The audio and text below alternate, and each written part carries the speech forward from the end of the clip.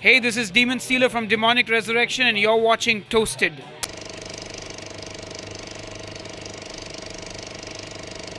My name is Sahil, but you can call me the Demon Stealer. I'm from the band Demonic Resurrection. Who are you? Because Europe doesn't know many Indian melodic death metal bands. What are you doing here? Well, I'm from a band called Demonic Resurrection. We've been around for about 15 years now, and this is our first Europe tour as such. We were playing two festivals, one at Metal Days in Slovenia, and Brutal Assault in Czech Republic, and we had some time in between, so we had some shows. One of them is here in Amsterdam, and apart from the band, I am also a chef, and I have a heavy metal cooking show called Headbanger's Kitchen, where I interview a metal band and cook some food for them. So you're doing my job as well then? Yes, plus cooking as well. Is that why you chose small venues as well, just to play somewhere? Yeah, we're not a very well-known band in Europe for sure. So, any show that we can play, we're more than happy to. You have your Scandinavian, European, Russian black metal, and they are influenced by all their mythology. And do you have the same inspiration, or do you actually have your own inspirations with your own gods and demons from where you're grown up? Yeah, I mean, India has a very rich mythology to it. A lot of stuff in Hinduism you can take from, but to be very honest, we've just started getting into that space. I would say our biggest lyrical inspiration was stories like Lord of the Rings, the whole good versus evil kind of thing.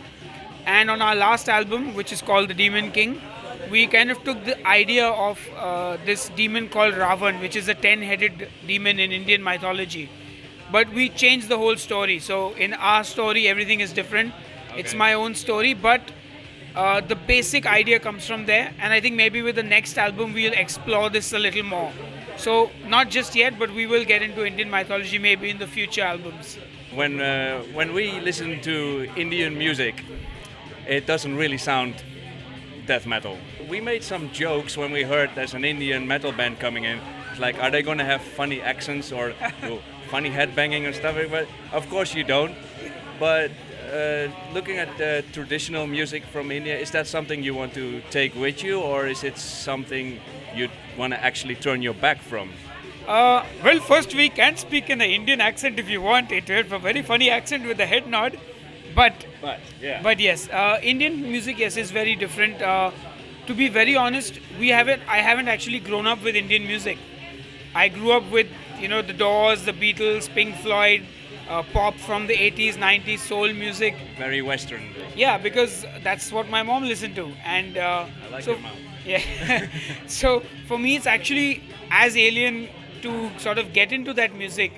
But I'm not closed off to it, I do believe, yes, if at some point, we feel that musically we need to grow and expand and there is a connection to Indian music in some way, maybe we will explore it. And there are many bands doing it, because there are many Indian metal musicians who have grown up maybe learning Carnatic music or Hindustani classical, and they have a connection to it. Like our guitar player, our new guitar player, he plays some Carnatic stuff. Our keyboard player, he's grown up with Indian classical music.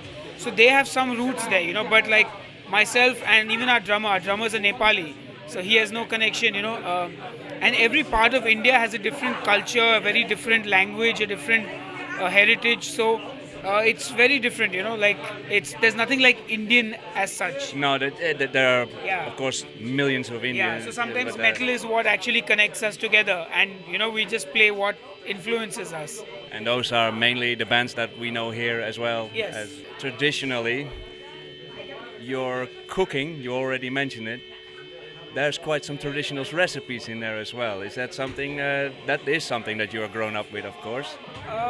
Yes, so there is some amount of Indian food I have grown up with. But to be very honest, the kind of food I eat at home is actually, again, very Western. There's a lot of tuna fish salad, a lot of roast chicken, a lot of beef stew, so I had to learn how to cook Indian food actually. Just specifically for this program, actually? Yeah, I eat Indian food at home, but we have a cook who comes and makes it. Like in Indian households, normally they have a cook or the mother will cook Indian food. Yeah. and I learned all the Western dishes because that's what I like to eat. Burgers, steaks, pork chops, and then when I had George Colliers from Nile on the show, I thought well, he's a Greek. I can't really feed him steaks and burgers and stuff.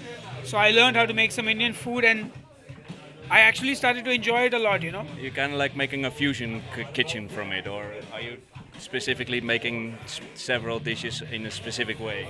Yeah, so the Indian food I try and keep it as traditional as possible, but I don't make it very spicy because that's one of the reasons I don't eat a lot of Indian food is because I don't like spice.